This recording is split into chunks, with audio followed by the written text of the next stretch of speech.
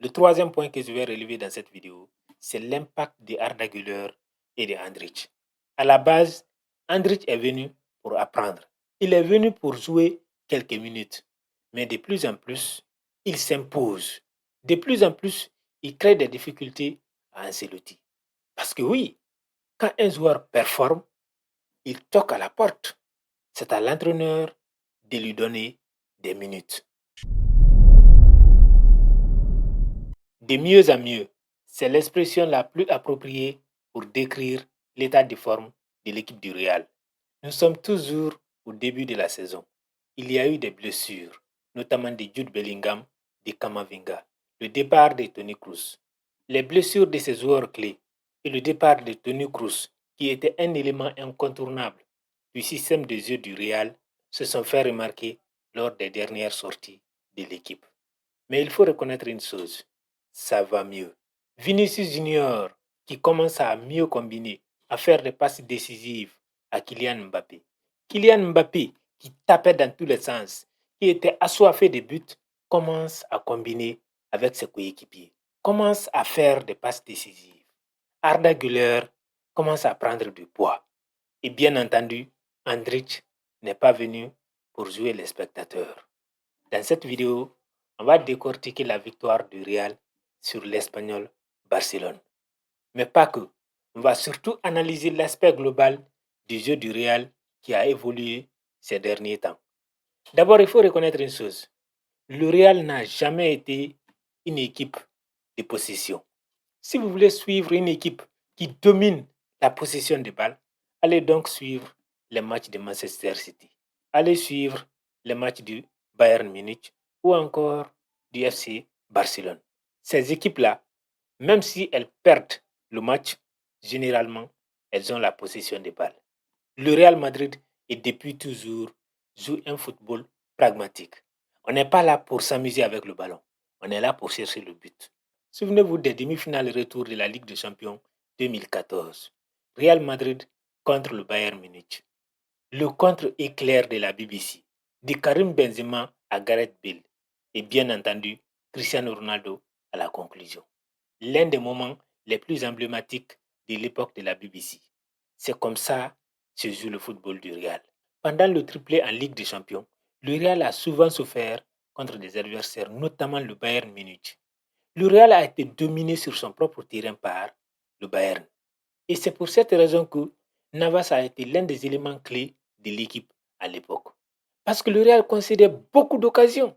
En fait, la philosophie du jeu du Real est très simple. On concède des occasions, c'est pas grave. Mais lorsqu'on a des occasions, on les convertit. C'est aussi simple que ça.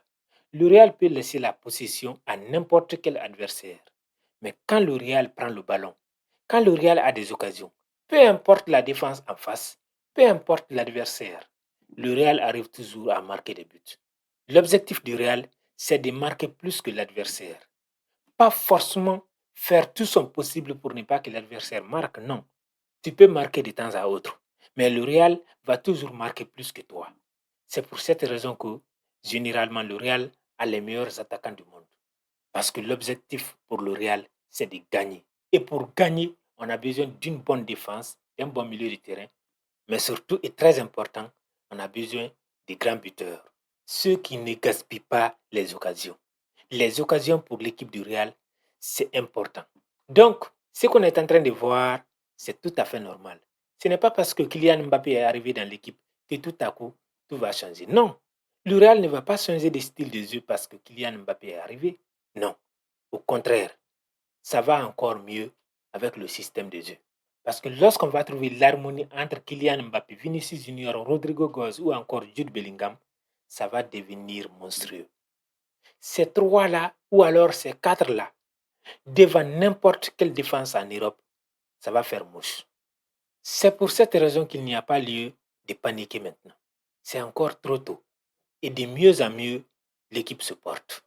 Et la deuxième chose à relever, comme je l'ai dit tantôt, c'est la complicité entre Vinicius Junior et Kylian Mbappé.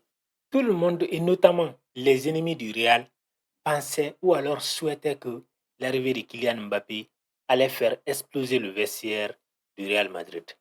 Mais comme Cristiano Ronaldo a bien signalé dans sa vidéo de YouTube, le Real Madrid est une institution. Je pense que c'est l'institution la plus forte d'Europe.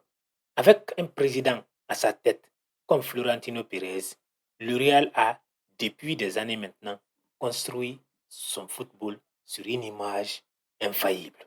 Quand tu viens dans l'équipe du Real, tu n'imposes pas tes règles, tu n'imposes pas tes désirs, non. Tes désirs, tes règles, tes objectifs doivent toujours correspondre aux désirs, aux règles et surtout aux objectifs de l'équipe. Sinon, tu vas finir par t'en aller. C'est pour ça que même des légendes comme Cristiano Ronaldo ont fini par quitter. Parce qu'à un moment donné, ils ne se sentaient pas valorisés. Pourtant, la politique du Real est claire. C'est le club d'abord et ensuite les joueurs. Peu importe ton histoire au Real, peu importe ton talent, et même si tu es le meilleur joueur de l'équipe, même si tu es la star, tu dois toujours servir le club. Et Kylian Mbappé a bien compris le message. Parce que depuis son arrivée, il a le sourire aux lèvres.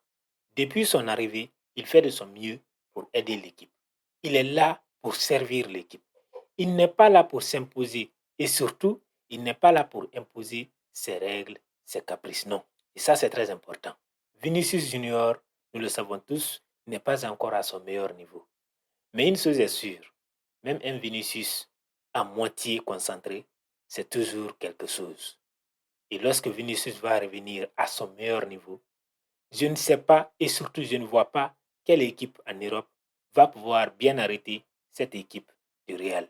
Quand tous les joueurs blessés vont se rétablir, quand le Real aura une équipe rodée, un système bien mis en place, je ne sais pas comment ils vont sortir de la Ligue des Champions.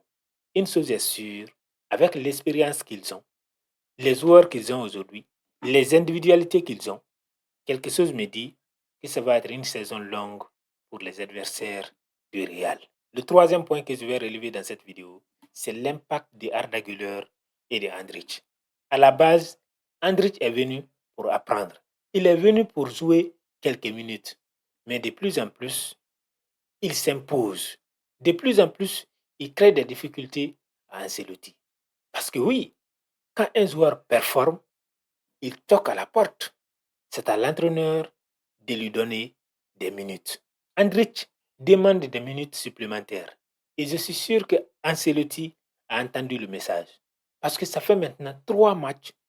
À chaque fois que Andrich rentre, il produit quelque chose que certains joueurs ne sont même pas capables de produire durant 90 minutes.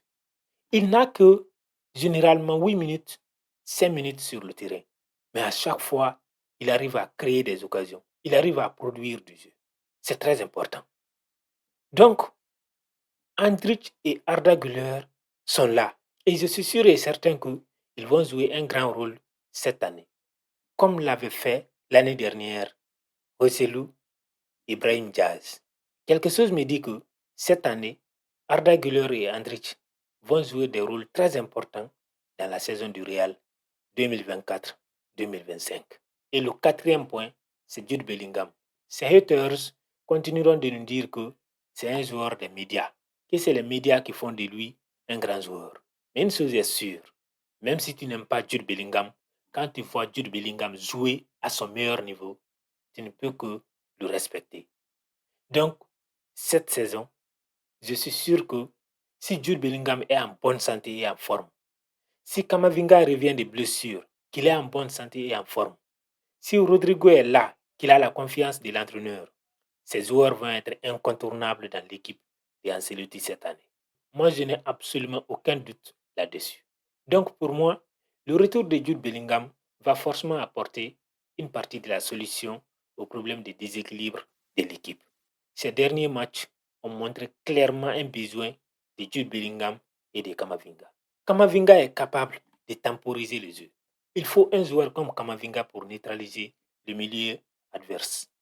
Alors que quand on a besoin d'espace, quand on veut créer des espaces devant, on a besoin souvent de la technique, de la vision de jeu de Jude Bellingham.